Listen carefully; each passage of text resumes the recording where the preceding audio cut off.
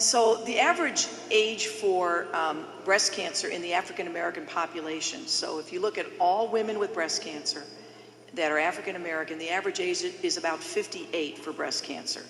The average age for Caucasian women is 62. So right off the bat, we have a younger population in the African American group.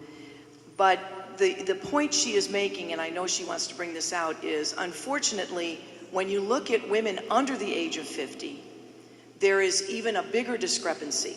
We have a higher risk of breast cancer in younger African American women than we do in younger white women. Some people may not know, but actually the incidence of breast cancer in African Americans is overall slightly less than Caucasian women. It is. It always has been. So you might think, well, that's great, except it's just a few percentage points less. It's not a huge difference. What is a huge difference is survival.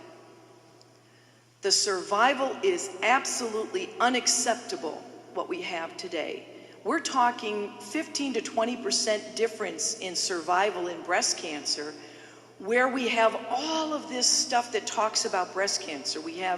There's stuff on television every single day about breast cancer, even when we're not in Breast Cancer Awareness Month. You know, we have the license plates you see people with the ribbon on them, and yet somehow we're not doing a good enough job to make sure that we have early detection, that we get the people diagnosed to the right place so they get the right treatment and the right follow-up.